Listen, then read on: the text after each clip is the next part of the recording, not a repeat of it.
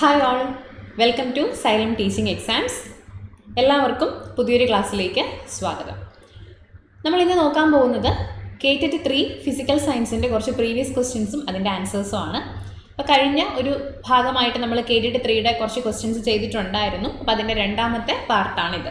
Okay, ഇപ്പോൾ കഴിഞ്ഞില്ല, ഏറ്റവും അവസാനം കഴിഞ്ഞ KTET 3 ഫിസിക്കൽ സയൻസിലെ കുറച്ച് ചോദ്യങ്ങളാണ് നമ്മൾ എന്ത് ചെയ്യുന്നത്, ഡിസ്കസ് ചെയ്യാൻ പോകുന്നത്. ഫിസിക്സ് ആണ് നോക്കുന്നത് കേട്ടോ.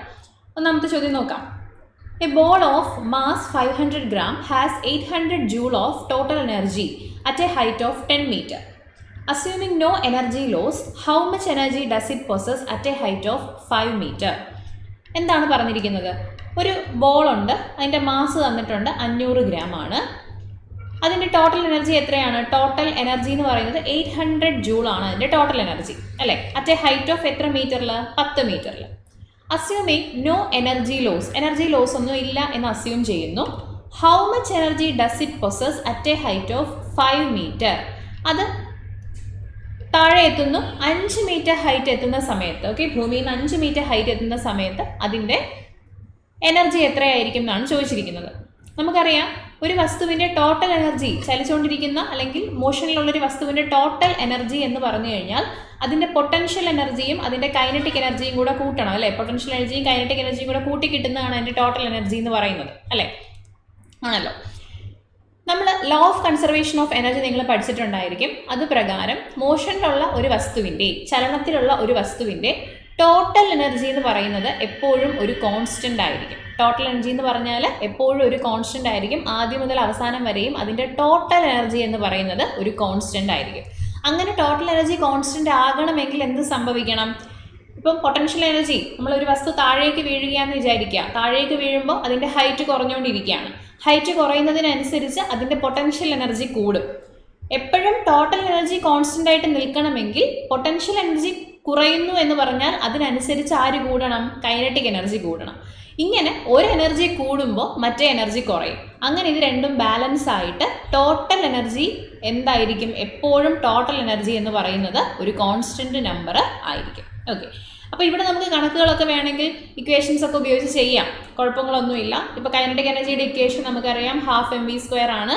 ഇനി പൊട്ടൻഷ്യൽ എനർജിയുടെ ഇക്വേഷൻ എന്ന് പറയുമ്പോൾ mgh ആണ്. അതൊക്കെ ഇട്ട് വലിയ ഡെറിവേഷനൊക്കെ ആക്കിയിട്ട് നമുക്ക് വേണമെങ്കിൽ ഈ ഒരു ക്വസ്റ്റ്യൻ ചെയ്യാം. അതിൻ്റെ ഒന്നും ആവശ്യമില്ല. Law of conservation of energy പ്രകാരം total energy of a body in motion is always a constant. എപ്പോഴും ടോട്ടൽ എനർജി എന്ന് പറയുന്നത് ഒരു കോൺസ്റ്റൻറ്റ് സംഖ്യ ആയിരിക്കും, അല്ലേ? അപ്പോൾ ഇവിടെ നമുക്ക് ടോട്ടൽ എനർജി എത്ര തന്നിട്ടുണ്ട്? 800 ജൂളാണ്, 800 ജൂളാണ് തന്നിട്ടുണ്ട്. അത് 10 മീറ്ററിലാണെങ്കിലും ശരി, 5 മീറ്ററിലാണെങ്കിലും ശരി, അതിൻ്റെ ചലനത്തിലുള്ള ഫുൾ ടൈമും അതിൻ്റെ ടോട്ടൽ എനർജി എത്ര തന്നെ ആയിരിക്കും? 800 ജൂള് തന്നെ ആയിരിക്കും. 800 ജൂള് തന്നെ ആയിരിക്കും. അപ്പോൾ അതാണ് നമ്മുടെ ആൻസർ ആയിട്ട് വരുന്നത്. ആരാണ് law of conservation of energy ആവിഷ്കരിച്ചത്? ആരാണ്? നമ്മുടെ energy, law of conservation of energy പറഞ്ഞത് ആൽബർട്ട് ഐൻസ്റ്റീൻ ആണ്. അതൊന്ന് ഓർമ്മിച്ച് വെച്ചിരിക്കുക. അതും പരീക്ഷയ്ക്ക് ചോദിച്ചിട്ടുണ്ട്. ഓക്കെ അല്ലേ? ശരി, നെക്സ്റ്റ് ക്വസ്റ്റ്യനിലോട്ട് പോകാം. Which of the following light pairs of light is the odd one out? Okay, which of the following light pairs of light is the odd one out? തന്നിരിക്കുന്ന ഒരു 4 പെയർസ് തന്നിട്ടുണ്ട്, അല്ലേ? അതിൽ ഓഡ് വൺ ഏതെന്നാണ് ചോദിച്ചിരിക്കുന്നത്. Okay, നിങ്ങൾക്ക് primary കളേഴ്സും secondary കളേഴ്സും അറിയായിരിക്കുമല്ലോ. അതുമായി ബന്ധപ്പെട്ട് വന്നിട്ടുള്ള ഒരു ചോദ്യമാണിത്. പ്രൈമറി കളേഴ്സും സെക്കൻഡറി കളേഴ്സും. പ്രൈമറി കളേഴ്സ് എന്ന് പറയുമ്പോൾ ആരൊക്കെയാണ്? RGB ആണ്, red, green, blue. Okay, red, green, blue, ഇത് മൂന്നുമാണ് പ്രൈമറി കളേഴ്സ് എന്ന് പറയുന്നത്, കളേഴ്സ് ഓഫ് ലൈറ്റ്. ഇനി സെക്കൻഡറി കളേഴ്സ് ഓഫ് ലൈറ്റ് എന്ന് പറയുന്നത് YMC ആണ്, യെല്ലോ, മജന്ത, സിയാൻ. യെല്ലോ, മജന്ത, സിയാൻ. ഓക്കെ, യെല്ലോ, മജന്ത, സിയാൻ. ഇതിൽ നമ്മുടെ RGB, റെഡും ഗ്രീനും ബ്ലൂവും കൂടെ കൂടി ചേരുമ്പോൾ കിട്ടുന്ന കളറ് വൈറ്റ് ആണ്. വൈറ്റ് ആണ് നമുക്ക് കിട്ടുന്നത്. വൈറ്റ് കളറിലുള്ള ലൈറ്റ് ആയിരിക്കും നമുക്ക് കിട്ടുന്നത്. ഓക്കെ, അത്രയും മനസ്സിലായല്ലോ. ഇനി ഈ സെക്കൻഡറി കളേഴ്സ്, ഓരോ സെക്കൻഡറി കളറും ഉണ്ടായിരിക്കുന്നത് 2 പ്രൈമറി കളേഴ്സിൻ്റെ കോമ്പിനേഷൻ ആയിട്ടാണ്. ഓരോ സെക്കൻഡറി കളറും ഉണ്ടായിരിക്കുന്നത് 2 പ്രൈമറി കളേഴ്സിൻ്റെ കോമ്പിനേഷൻ ആയിട്ടാണ്. ഓക്കെ, നമുക്ക് അത് ഓർമ്മിക്കാൻ വേണ്ടി നമുക്കൊരു ട്രയാങ്കിൾ കൺസിഡർ ചെയ്യാം. ഓക്കെ, ഒരു ട്രയാങ്കിൾ കൺസിഡർ ചെയ്തിട്ട് നമ്മൾ ഈ പ്രൈമറി കളേഴ്സ് ഇതിൻ്റെ ഓരോ വക്കിലും നമ്മൾ എഴുതുന്നു. ഓക്കെ, ഓരോ വക്കിലും നമ്മൾ എഴുതുന്നു. എന്നിട്ട് നമ്മൾ അതിൻ്റെ നടുവിലായിട്ട് നമ്മുടെ സെക്കൻഡറി കളേഴ്സ് ആയിട്ടുള്ള YMC എഴുതുന്നു. ഓക്കെ, ഈ ഒരു ട്രയാങ്കിൾ പഠിച്ചു കഴിഞ്ഞാൽ ഈസി ആയിട്ട് നമുക്ക് ഇതിൻ്റെ ആൻസറിലോട്ട് എത്താൻ പറ്റും. ഇതിനൊരു കോഡുണ്ടേ, ജി. ഓക്കെ, ഞാൻ മംഗ്ലീഷിലാണ് എഴുതുന്നത് കേട്ടോ. ജി എന്ന് പറയുന്ന ഒരാളുണ്ട്, ജിയുടെ രണ്ടാം ഭാര്യ. ഇത് നമ്മൾ സ്ഥിരമായിട്ട് യൂസ് ചെയ്യുന്ന ഒരു കോഡാണ്. രണ്ടാം ഭാര്യ യമുനയിൽ മുങ്ങിച്ചത്തു, ഇതാണ് കോഡ്. ഓക്കെ, യമുനയിൽ മുങ്ങിച്ചത്തു എന്നുള്ളതാണ് കോഡ്. സ്ഥിരമായിട്ട് യൂസ് ചെയ്യുന്ന ഒരു കോഡാണ്. ജിയുടെ രണ്ടാം ഭാര്യ യമുനയിൽ മുങ്ങിച്ചത്തു. അപ്പോൾ ഇതിനകത്ത് നോക്കൂ, ജി എന്നൊരു അക്ഷരം, ആർ ഉണ്ട്, ബി ഉണ്ട്, വൈ, എം, സി. നമ്മുടെ ഈ കളേഴ്സ് ഒക്കെ ഇതിനകത്തുണ്ട്. ഒരു ട്രയാങ്കിൾ വരച്ചിട്ട് ട്രയാങ്കിളിന്റെ ഏറ്റവും മേലേക്ക് തുടങ്ങുക ജി. ഓക്കെ, ജിയുടെ ജി. ഓക്കെ, രണ്ടാം ആറ്, ഭാര്യ ബി. ഏറ്റവും മേലേന്ന് താഴോട്ട് വരണം. ഇനി നമ്മൾ തുടങ്ങിയ അതേ സ്ഥലത്ത് തന്നെ യമുനയിൽ അല്ലെ, വൈ. ഓക്കെ, എം, മുങ്ങി ചത്തു അല്ലെ, യമുനയിൽ മുങ്ങി ചത്തു.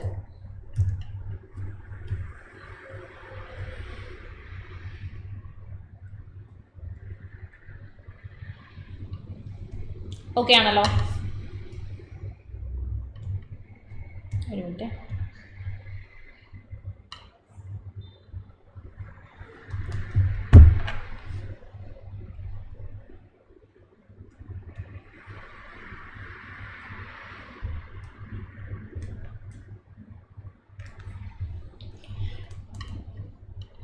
ഓക്കെ, ശരി. അപ്പോൾ അത് നമ്മൾ എഴുതി വെച്ചു. ഇനി നിങ്ങൾ നോക്കേണ്ടത്, ഇതിനകത്ത് നമ്മുടെ പ്രൈമറി കളേഴ്സ് ആയിട്ടുള്ള ഗ്രീനും റെഡും ബ്ലൂവും കൂടെ കൂടിച്ചേരുമ്പോഴാണ് വൈറ്റ് കിട്ടുന്നത് അല്ലേ? ഇത് മൂന്നും കൂടിച്ചേരുമ്പോഴാണ് വൈറ്റ് കിട്ടുന്നത്. പക്ഷേ ഒരു പ്രൈമറി കളറും ഒരു സെക്കൻഡറി കളറും, ഒരു ജോഡിയുണ്ട്. ഒരു പ്രൈമറി കളറും ഒരു സെക്കൻഡറി കളറും ചേരുന്ന ഒരു ജോഡി. ആ ഒരു പ്രത്യേക ജോഡി കൂടിച്ചേർന്നാലും നമുക്ക് വൈറ്റ് കളർ കിട്ടും. എല്ലാം തമ്മിൽ കിട്ടത്തില്ല. ഒരു പ്രത്യേക പ്രൈമറി കളറും മറ്റൊരു സെക്കൻഡറി കളറും കൂടി ചേരുമ്പം നമുക്ക് വൈറ്റ് കിട്ടും.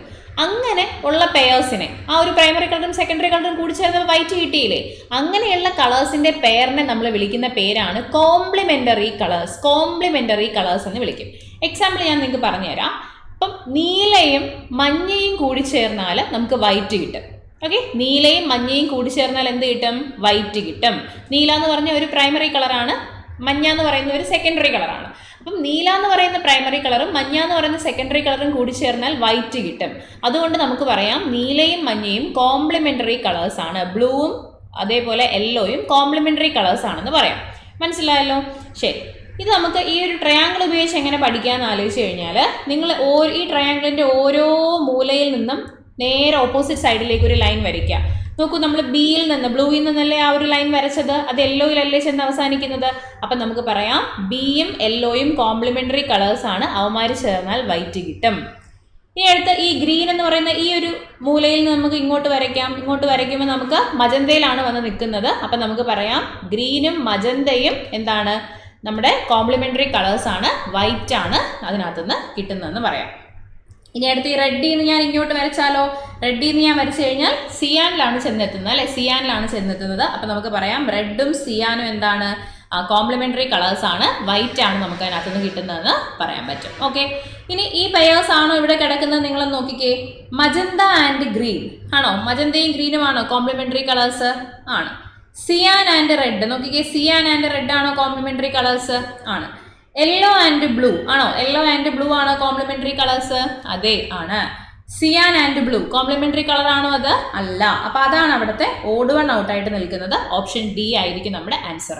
അപ്പൊ ഇവിടെ കൊടുത്തിരിക്കുന്ന പെയേഴ്സ് എന്ന് പറയുന്നത് കോംപ്ലിമെന്ററി കളേഴ്സിന്റെ പെയേഴ്സ് ആണ് അവിടെ കൊടുത്തിരിക്കുന്നത്.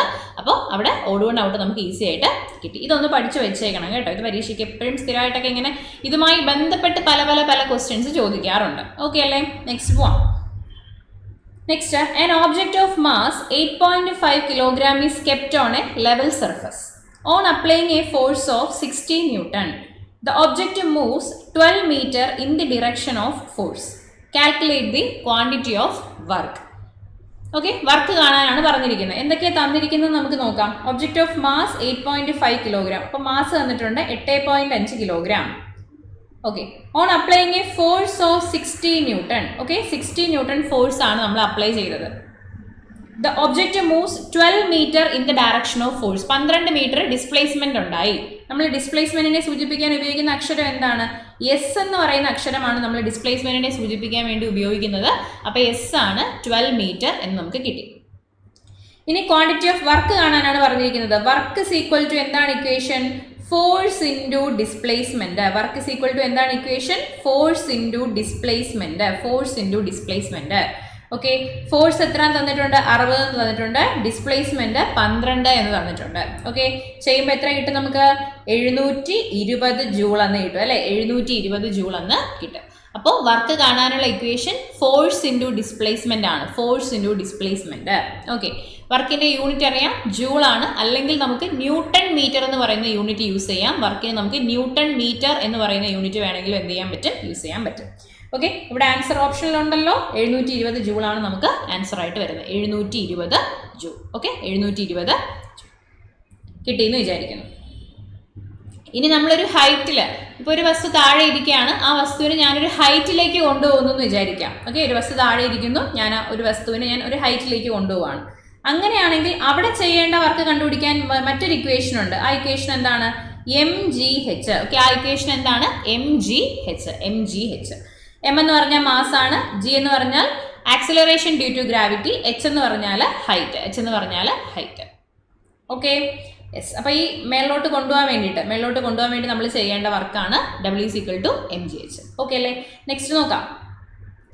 The spherical shape of rain drop is due to. നമ്മുടെ ഈ റെയിൻ ഡ്രോപ്സ് ആയിക്കോട്ടെ, ബാക്കിയുള്ള വാട്ടർ ഡ്രോപ്ലെറ്റ് ആയിക്കോട്ടെ, എന്തിൻ്റെയും ഡ്രോപ്സ്, ദ്രാവകത്തിൻ്റെ തുള്ളികളൊക്കെ സ്ഫെറിക്കൽ ഷേപ്പിലാണ് ഇരിക്കുക അല്ലേ? അങ്ങനെ സ്ഫെറിക്കൽ ഷേപ്പിലെ വസ്തുക്കൾ അല്ലെങ്കിൽ ആ ഒരു ഡ്രോപ്സ് ഇരിക്കാനുള്ള കാരണം എന്തെന്നാണ് ചോദിച്ചിരിക്കുന്നത്. Gravity, atmospheric pressure, surface tension, viscosity. എന്താണ് കാരണം? എൻ്റെ കാരണം സർഫസ് ടെൻഷൻ ആണ്. പ്രതലബലം അല്ലെങ്കിൽ സർഫസ് ടെൻഷൻ ആണ്. എന്താണ് സർഫസ് ടെൻഷൻ എന്ന് പറഞ്ഞാൽ? പ്രതലബലം അല്ലെങ്കിൽ സർഫസ് ടെൻഷൻ എന്ന് പറഞ്ഞാൽ എന്താണ്? ഇപ്പോൾ ഇതൊരു പാത്രമാണ്. ഈ പാത്രത്തിൽ ഞാൻ വെള്ളം എടുത്ത് വെച്ചിട്ടുണ്ട്. ഇതാണ് വാട്ടറിൻ്റെ സർഫസ് എന്ന് ആലോചിക്കാം. വെള്ളം എടുത്ത് വെച്ചിട്ടുണ്ട്. ഇതിനകത്ത് ധാരാളം വാട്ടറിൻ്റെ മോളിക്യൂൾസ് ഉണ്ട് അല്ലേ? തന്മാത്രകൾ, ധാരാളമായിട്ട് തന്മാത്രകൾ ഇങ്ങനെ അടുക്കി വെച്ചിട്ടുണ്ട് ഇവിടെ. ഓക്കെ, ഇഷ്ടംപോലെ തന്മാത്രകൾ. ഇവിടെ എല്ലായിടത്തും തന്മാത്രകളുണ്ട്, ഉള്ളിലോട്ടും ഒക്കെ ഉണ്ട്. ഓക്കെ, എല്ലാം ഞാൻ വരച്ചിട്ടില്ല, കുറച്ച് മാത്രമേ വരച്ചിട്ടുള്ളൂ. ഇതിൻ്റെ ഉള്ളിലുള്ളൊരു തന്മാത്രേനെ ആലോചിക്കൂ. ഈ ഉള്ളിലുള്ള തന്മാത്രേനെ എല്ലാ ഡയറക്ഷനിൽ നിന്നുമുള്ള തന്മാത്രകൾ അട്രാക്ട് ചെയ്യില്ലേ? ആകർഷിക്കും. ഓക്കെ, അങ്ങനെ ഇപ്പം ഇവിടെ ഒരു മേശയുണ്ടെങ്കിൽ ഈ മേശേനെ ഇവിടുന്നും 4 പേര് പിടിച്ച് വലിച്ചു കഴിഞ്ഞാൽ ആ മേശ അനങ്ങുമോ? ആ മേശയിൽ എന്തെങ്കിലും ഫോഴ്സ് അനുഭവപ്പെടുമോ? ഇല്ല. നോർമലി ഓപ്പോസിറ്റ് ഡയറക്ഷനിൽ നിന്ന് പിടിച്ച് വലിച്ചു കഴിഞ്ഞാൽ ആ ഒരു മേശയിൽ ഫോഴ്സ് ഒന്നും അനുഭവപ്പെടില്ല. ടോട്ടൽ ഫോഴ്സ് 0 ആയിരിക്കും അല്ലേ? അതുപോലെ തന്നെ ഇതിൻ്റെ ഉള്ളിലുള്ളൊരു വസ്തുവിനെ സംബന്ധിച്ചിടത്തോളം അതിൻ്റെ ടോട്ടൽ ഫോഴ്സ്, അതിനകത്ത് അനുഭവപ്പെടുന്ന ടോട്ടൽ ഫോഴ്സ് എന്ന് പറഞ്ഞാൽ 0 ആയിരിക്കും. ഓക്കെ, എന്നാൽ ഈ ഒരു സർഫസിലുള്ള മോളിക്യൂൾസിനെ നിങ്ങൾ ആലോചിക്കൂ. ഈ സർഫസിലുള്ള മോളിക്യൂൾസിനെ മുകളിലേക്ക് പിടിച്ച് വലിക്കാൻ വേറെ തന്മാത്രകൾ അവിടെ ഉണ്ടോ? മുകളിലേക്ക് പിടിച്ച് വലിക്കാൻ വേറെ ഏതെങ്കിലും മോളിക്യൂൾസോ തന്മാത്രകളോ അവിടെ ഉണ്ടോ? ഇല്ല. അപ്പോൾ ആ ഒരു സർഫസിലിരിക്കുന്ന മോളിക്യൂൾസിന് താഴേക്ക് ഒരു അട്രാക്റ്റീവ് ഫോഴ്സ് ഫീൽ ചെയ്യില്ലേ? അതായത് ഇവന്മാരെ സൈഡിൽ നിന്ന് വിളിക്കുന്നതൊക്കെ ക്യാൻസൽ ആയിട്ട് പോയി, താഴെ നിന്നും പിടിച്ച് വലിക്കുന്നുണ്ട്, പക്ഷെ മേളിൽ നിന്ന് പിടിച്ച് വലിക്കാൻ വേറെ ആൾക്കാരില്ല, സർഫസിലാണ് ഇരിക്കുന്നതെങ്കിൽ. അപ്പം ഈ തന്മാത്രകൾക്ക് താഴേക്കൊരു വലിവ് അനുഭവപ്പെടും അല്ലേ? താഴേക്കൊരു അനുഭവപ്പെടും? ഒരു വലിവ്. ഓക്കെ, ഒരു വലിവ് ഇങ്ങനെ അനുഭവപ്പെടും, ഒരു ടെൻഷൻ അനുഭവപ്പെടും. ഈ ഒരു ഇതിന് കാരണമാകുന്ന, ഇവരിങ്ങനെ പിടിച്ച് വലിക്കുന്നത് കാരണം ഉണ്ടാകുന്ന ആ ഒരു ഫോഴ്സാണ് സർഫസ് ടെൻഷൻ അല്ലെങ്കിൽ പ്രതലബലം. സർഫസ് ടെൻഷൻ അല്ലെങ്കിൽ എന്ത് പറയും? പ്രതലബലം എന്ന് പറയും. ഈ സർഫസ് ടെൻഷൻ കാരണമാണ് നമ്മളിപ്പം തെളിഞ്ഞു കിടക്കുന്ന ഒരു ഗ്ലാസ്സിൽ കുറച്ച് വെള്ളം എടുത്തു, അത് വേറെ ഓളോ കാര്യങ്ങളോ ഒന്നുമില്ല, ഭയങ്കര സ്റ്റഡി ആയിട്ടിരിക്കുന്ന വെള്ളം. ആ വെള്ളത്തിൻ്റെ മേലെ പതുക്കെ നമ്മളൊരു ബ്ലൈഡ് വെച്ച് കഴിഞ്ഞാൽ അത് മുങ്ങിപ്പോകാതെ ആ വെള്ളത്തിൻ്റെ മേലെ ഇത് പൊങ്ങി തന്നെ കിടക്കും അല്ലേ? അതിൻ്റെ കാരണം എന്ന് പറഞ്ഞാൽ സർഫസ് ടെൻഷൻ കാരണം ആ ഒരു ദ്രാവകത്തിൻ്റെ സർഫസ് നന്നായിട്ട് ഇങ്ങനെ സ്ട്രെച്ച്ഡ് ആയിട്ടിരിക്കും. സ്ട്രെച്ച്ഡ് ഒരു മെംബ്രെയിൻ പോലെ ആ ഒരു വെള്ളത്തിൻ്റെ സർഫസ് ഇരിക്കും. അതുകൊണ്ടാണ് അത് താഴ്ന്നു പോകാതെ ഉയർന്നു തന്നെ കിടക്കുന്നത്. ഓക്കെ, ക്ലിയർ അല്ലേ? ശരി. പിന്നെ നമുക്ക് അടുത്തവിടെ വരുന്നൊരു കാര്യം എന്ന് പറഞ്ഞു കഴിഞ്ഞാൽ എപ്പോഴും സർഫസ് ടെൻഷൻ അനുഭവപ്പെടുന്നത് സർഫസ് ഏരിയ ഏറ്റവും കുറഞ്ഞിരിക്കുന്ന രീതിയിലായിരിക്കും എപ്പോഴും സർഫസ് ടെൻഷൻ അനുഭവപ്പെടുക. ഇപ്പം നമുക്ക് ട്രയാങ്കിൾ ഷേപ്പ് ഉണ്ട്, റെക്റ്റാങ്കിൾ ഷേപ്പ് ഉണ്ട്, സർക്കിൾ ഉണ്ട് അല്ലെ, സ്പിയർ ഉണ്ട്, പല ഷേപ്സ് ഉണ്ട്. ഇതിലൊക്കെ വെച്ച് നോക്കുമ്പം, ജോമെട്രിക്കൽ ഷേപ്പുകളൊക്കെ നമ്മൾ വെച്ച് നോക്കുമ്പം സർഫസ് ഏരിയ ഏറ്റവും കുറഞ്ഞ ഷേപ്പ് എന്ന് പറയുന്നത് സ്ഫെറിക്കൽ ഷേപ്പാണ്. സർഫസ് ഏരിയ ഏറ്റവും കുറഞ്ഞ ഷേപ്പ് എന്ന് പറയുന്നത്. ഓക്കെ, അപ്പോൾ ഈ സർഫസ് ഏരിയ ഏറ്റവും കുറഞ്ഞ ഷേപ്പ് സ്ഫെറിക്കൽ ഷേപ്പിലായിരിക്കും വസ്തുക്കൾ ഉണ്ടാവാനുള്ള കാരണം എന്ന് പറഞ്ഞാൽ ആ സർഫസ് ടെൻഷൻ ഏറ്റവും കുറയ്ക്കുന്ന രീതിയിലാണ് എപ്പോഴും ഇതുണ്ടാവുക. അതുകൊണ്ടാണ് നമുക്ക് ആ ഒരു സ്ഫെറിക്കൽ ഷേപ്പിൽ ദ്രാവകത്തിൻ്റെ തുള്ളികൾ ഇരിക്കുന്നത്. അപ്പോൾ surface tension answer. Spherical shape of rain drop is due to surface tension. അടുത്ത, an object of mass 10 kg is allowed to fall to the ground from a height of 20 meter. How long will it take to reach the ground? ഇതെങ്ങനെയാണ് ചെയ്യുന്നത്? ഇത് നമ്മുടെ equations of motion ഉപയോഗിച്ചിട്ടാണ് ചെയ്യുക അല്ലേ? നമുക്കിത് കാണുമ്പോൾ തന്നെ മനസ്സിലാവും ഇക്വേഷൻ ഓഫ് മോഷൻ ഉപയോഗിച്ചിട്ടാണ് ചെയ്യേണ്ടതെന്ന് മനസ്സിലാവും. ഇക്വേഷൻ ഓഫ് മോഷൻ ഏതൊക്കെയുണ്ട്? v is equal to u plus at, s is equal to ut plus half at square, s is equal to ut plus half at square, v square is equal to u square plus 2as, v square is equal to u square plus 2as. Okay, ഇതിൽ എന്തൊക്കെ തന്നിട്ടുണ്ടെന്ന് നമുക്ക് നോക്കാം. Object of mass 10 kilogram. അപ്പോൾ mass തന്നിട്ടുണ്ട് 10 kilogram. Allowed to fall to the ground from a height of 20 metre. അപ്പോൾ ഒരു height 20 metre ഹൈറ്റിൽ നിന്ന് വെറുതെ ഫ്രീ ആയിട്ട് താഴോട്ട് വീഴാൻ അനുവദിച്ചു. ഇങ്ങനെ ഒരു വസ്തു വളരെ ഫ്രീ ആയിട്ട് താഴേക്ക് വീഴുകയാണെങ്കിൽ അങ്ങനെയുള്ള മോഷനെ വിളിക്കുന്ന പേരാണ് ഫ്രീ ഫോൾ അല്ലെങ്കിൽ നിർബാധ പതനം. ഫ്രീ ഫോൾ എന്ന് പറയും. ഈ ഫ്രീ ഫോൾ ആയിരിക്കുന്ന സമയത്ത് എപ്പോഴും ഇനിഷ്യൽ വെലോസിറ്റി എന്ന് പറയുന്നത് 0 ആയിരിക്കും. നമ്മൾ ഇനിഷ്യൽ വെലോസിറ്റിയെ സൂചിപ്പിക്കാൻ ഉപയോഗിക്കുന്ന അക്ഷരം എന്താണ്? യു എന്ന് പറയുന്ന അക്ഷരമാണ് നമ്മൾ ഇനിഷ്യൽ വെലോസിറ്റിയെ കാണിക്കാൻ വേണ്ടി ഉപയോഗിക്കുന്നത്. ആ യു എന്ന് പറയുന്നത് 0 ആയിരിക്കും. ഫ്രീ ആയിട്ട് ഒരു വസ്തു ഇങ്ങനെ താഴേക്ക് വീഴുന്ന കേസിൽ ഇനിഷ്യൽ വെലോസിറ്റി യു എന്ന് പറയുന്നത് 0 ആയിരിക്കും. ഓക്കെ, ഇനി പറഞ്ഞിരിക്കുന്നത് from a height of 20 metre. 20 metre ഹൈറ്റിൽ നിന്നാണ് താഴോട്ട് വീഴുന്നത്. അപ്പോൾ താഴോട്ട് വീഴുന്ന സമയത്ത് ആ 20 മീറ്റർ ദൂരമായിരിക്കും അത് സഞ്ചരിച്ചിട്ടുണ്ടാവുക അല്ലേ? അതിൻ്റെ ഹൈറ്റ്, ആ ഒരു ഹൈറ്റിന് തുല്യമായിട്ടുള്ള 20 മീറ്റർ ദൂരമായിരിക്കും അത് സഞ്ചരിച്ചിട്ടുണ്ടാവുക. ഈ ദൂരം അല്ലെങ്കിൽ ആ ഒരു ഡിസ്പ്ലേസ്മെന്റിനെ സൂചിപ്പിക്കാൻ ഉപയോഗിക്കുന്ന അക്ഷരം എസ് ആണ്. അപ്പോൾ എസ് എന്ന് പറയുന്നത് 20 മീറ്റർ ആണ്. എസ് എന്ന് പറയുന്നത് എസ് എത്രയാണ്? 20 മീറ്റർ ആണ്. How long will it take to reach the ground? ഗ്രൗണ്ടിലേക്ക് എത്താൻ വേണ്ടിയിട്ട് എത്ര സമയം എടുക്കുമെന്നാണ് ചോദിച്ചിരിക്കുന്നത്. ടി ആണ് നമ്മൾ കണ്ടുപിടിക്കേണ്ടത്. സമയം ടി ആണ് നമ്മൾ കണ്ടുപിടിക്കാനുള്ളത് അല്ലെ? സമയമാണ് കണ്ടുപിടിക്കാനുള്ളത്. അപ്പോൾ ഏത് ഇക്വേഷൻ ഉപയോഗിക്കാം? നമ്മൾ നോക്കുമ്പോൾ നമുക്ക് മനസ്സിലാവുന്നുണ്ട്. നമ്മൾ ഉപയോഗിക്കാൻ പറ്റുന്ന ഇക്വേഷൻ എന്ന് പറഞ്ഞാൽ s is equal to u t plus half a t square എന്ന് പറയുന്ന ഇക്വേഷൻ ഉപയോഗിക്കാം. അവിടെ എ എന്ന് പറഞ്ഞാൽ എന്താ? എ എന്ന് പറഞ്ഞാൽ ആക്സിലറേഷൻ ആണ്. എ എന്ന് പറഞ്ഞാൽ ആക്സിലറേഷൻ ആണ്. നിങ്ങൾ പഠിച്ചിട്ടുണ്ടായിരിക്കും, നിങ്ങൾക്ക് അറിയാമായിരിക്കും. ഓക്കെ, എ എന്ന് പറഞ്ഞാൽ ആക്സിലറേഷൻ ആണ്. ഇവിടെ എ എങ്ങനെ കണ്ടുപിടിക്കാൻ പറ്റും? ഒരു വസ്തു വെറുതെ ഇങ്ങനെ താഴോട്ട് ഭൂമിയിലോട്ട് വീഴുന്നു എന്ന് പറഞ്ഞാൽ ഗുരുത്വാകർഷണം കാരണമല്ലേ ആ വസ്തു താഴോട്ട് ഭൂമിയിലോട്ട് വീഴുന്നത്? ഇങ്ങനെ ഫ്രീ ആയിട്ട് ഭൂമിയിലേക്ക് വീഴുന്ന വസ്തുക്കൾക്ക് അനുഭവപ്പെടുന്ന ആക്സിലറേഷൻ എന്ന് പറഞ്ഞാൽ അത് ആക്സിലറേഷൻ ഡ്യൂ ടു ഗ്രാവിറ്റി ആയിരിക്കും. ഫ്രീ ആയിട്ട് ഭൂമിയിലേക്ക് വീഴുന്ന വസ്തുക്കൾക്ക് അനുഭവപ്പെടുന്ന ആക്സിലറേഷൻ എത്രയാണെന്ന് ചോദിച്ചു കഴിഞ്ഞാൽ അത് ആക്സിലറേഷൻ ഡ്യൂ ടു ഗ്രാവിറ്റി ആയിരിക്കും. അതിൻ്റെ വാല്യൂ നമുക്കറിയാം, 9.8 മീറ്റർ പെർ സെക്കൻഡ് സ്ക്വയർ ആണ് ആക്സിലറേഷൻ ഡ്യൂ ടു ഗ്രാവിറ്റിയുടെ വാല്യൂ. അറിയാമല്ലോ നിങ്ങൾക്ക്. ആ 9.8 ഇടുന്നതിന് പകരമായിട്ട് നമുക്ക് കണക്കുകൾ ചെയ്യാനുള്ള എളുപ്പത്തിന് വേണ്ടി നമ്മൾ 10 മീറ്റർ പെർ സെക്കൻഡ് സ്ക്വയർ എന്ന് കൊടുക്കാറുണ്ട്. 9.8 ചെയ്താലും കിട്ടും. 9.8 പകരം ഈസി ആയിട്ട് ചെയ്യാൻ വേണ്ടി നമ്മൾ 10 മീറ്റർ പെർ സെക്കൻഡ് സ്ക്വയർ എന്ന് കൊടുക്കാറുണ്ട്. മനസ്സിലായല്ലോ? അപ്പോൾ ഇതൊക്കെ അറിയാമെന്ന് വിചാരിക്കുന്നു. നിങ്ങൾ ഫിസിക്കൽ സയൻസ് KTT 3 എഴുതുന്ന ആൾക്കാരാണ്. നന്നായിട്ട് പ്രിപ്പറേഷൻ നടക്കണം. ഇങ്ങനത്തെ ക്വസ്റ്റ്യൻസ് ഒക്കെ പരീക്ഷയ്ക്ക് വരാറുണ്ട്. കഴിഞ്ഞ KTT 3 ചോദിച്ച ക്വസ്റ്റ്യൻ ആണ് നമ്മളിപ്പോൾ ഡിസ്കസ് ചെയ്യുന്നത്. കേട്ടോ? ശരി, ഐഡിയ ഉണ്ടെന്ന് വിചാരിക്കുന്നു. ഏതെങ്കിലും ടോപ്പിക്സ് നിങ്ങൾക്ക് സ്പെസിഫിക് ആയിട്ട് നിങ്ങൾക്ക് ക്ലാസ്സുകൾ വേണമെന്നുണ്ടെങ്കിൽ നിങ്ങൾ കമൻറ്റ് ചെയ്താൽ മതി. നമ്മൾ അതിനനുസരിച്ച് പുതിയ ക്ലാസ്സുകൾ അപ്ലോഡ് ചെയ്യുന്നുണ്ടാവും. കേട്ടോ? ശരി, അപ്പം നമുക്ക് നോക്കാം. ഇതിനകത്ത് നമുക്ക് ഇനി ഇക്വേഷനിലോട്ട് കൊടുത്തു നോക്കാം. S is equal to u t plus half a t square. ഇതിൽ യു എന്ന് പറഞ്ഞാൽ 0 അല്ലേ? അപ്പോൾ ആ യു ടി എന്ന് പറയുന്ന ടേം മൊത്തത്തിൽ 0 ആയി പോകത്തില്ലേ? 0 ഇൻറ്റു ടി പോവും. അപ്പോൾ s is equal to half a t square എന്ന് നമുക്ക് വരും. ഇതിൽ നമുക്ക് ടി അല്ലേ വേണ്ടത്? ടി അല്ലേ കണ്ടുപിടിക്കാനുള്ളത്? അപ്പോൾ ടി സ്ക്വയറിൻ്റെ ഇക്വേഷൻ ഉണ്ടാക്കാം. T square is equal to എങ്ങനെ വരും? 2s/a എന്ന് വരും അല്ലേ? 2s/a എന്ന് വരും. ആണോ? 2s/a എന്ന് വരും. അപ്പോൾ 2 ഇൻറ്റു എസ് എത്രയാണെന്ന് തന്നിട്ടുണ്ട്? 20 മീറ്റർ ആണെന്ന് തന്നിട്ടുണ്ട്. ഡിവൈഡഡ് ബൈ എ എത്രയാണ്? എ 10 ആണ്. 9.8 ആണ്. പക്ഷെ നമ്മൾ എന്ത് ചെയ്യും? അതിനെ നമ്മൾ 10 ആയിട്ട് എടുക്കും. കട്ട് ചെയ്യാം നമുക്ക്. 0 കട്ട് ചെയ്യുമ്പം 2 ഇൻറ്റു 2 4 എന്ന് വരും അല്ലേ? ടി സ്ക്വയർ ആണ് 4 എന്ന് കിട്ടിയിരിക്കുന്നത് അല്ലേടാ? ടി സ്ക്വയർ ആണ് 4 എന്ന് കിട്ടിയിരിക്കുന്നത്. അപ്പൊ ടി എത്രയായിരിക്കും? √4 ആയിരിക്കത്തില്ലേ? 2 സെക്കൻഡ് ആയിരിക്കും നമ്മുടെ ടി. സമയം എന്ന് പറയുന്നത് 2 സെക്കൻഡ് ആയിരിക്കും. കണ്ട, ഓപ്ഷനിൽ 4 സെക്കൻഡൊക്കെ കിടപ്പുണ്ട്. നമ്മൾ ടി സ്ക്വയർ കിട്ടിയ സന്തോഷത്തിൽ ആ 4 എഴുതി കഴിഞ്ഞാൽ നമുക്ക് തെറ്റിപ്പോകും. അത് പാടില്ല. ടി ആണ് കണ്ടുപിടിക്കാൻ പറഞ്ഞിരിക്കുന്നത്. ടി എന്ന് പറഞ്ഞാൽ 2 സെക്കൻഡ് ആണ്. 2 സെക്കൻഡ് ആണ് നമ്മുടെ ആൻസർ. 2 സെക്കൻഡ് ആണ് നമ്മുടെ ആൻസർ. ക്ലിയർ അല്ലേ? മനസ്സിലായോ?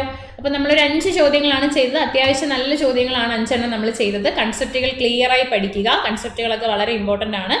ഓക്കെ, അപ്പോൾ നന്നായിട്ട് നോക്കിയേക്കാം. അപ്പോൾ എല്ലാവർക്കും ഇന്നത്തെ ക്ലാസ് ഉപകാരപ്പെട്ടു എന്ന് വിചാരിക്കുന്നു. അപ്പോൾ കേറ്ററ്റിൻ്റെ ക്ലാസ് അല്ലേ നമ്മൾ സ്റ്റാർട്ട് ചെയ്യുന്നുണ്ട് സൈലത്തിൽ. അപ്പോൾ താല്പര്യമുള്ള ആൾക്കാർ ജോയിൻ ചെയ്യുക. കേറ്ററ്റ് 3യുടെ ക്ലാസ് ഉടനെ സ്റ്റാർട്ട് ചെയ്യുന്നുണ്ട്. അപ്പോൾ എല്ലാവർക്കും മനസ്സിലായെന്ന് വിചാരിക്കുന്നു. നിങ്ങൾക്ക് എന്തെങ്കിലുമൊക്കെ അഭിപ്രായങ്ങളുണ്ടെങ്കിൽ കമൻറ്റിൽ രേഖപ്പെടുത്താം. പുതിയ ഏതെങ്കിലുമൊക്കെ ടോപ്പിക്സ് നിങ്ങൾക്ക് പഠിക്കണം വേണം എന്നുണ്ടെങ്കിൽ കമൻറ്റ് ചെയ്യാം. അപ്പോൾ ഓക്കെ, അടുത്തൊരു സെഷനിൽ വീണ്ടും കാണാം. താങ്ക്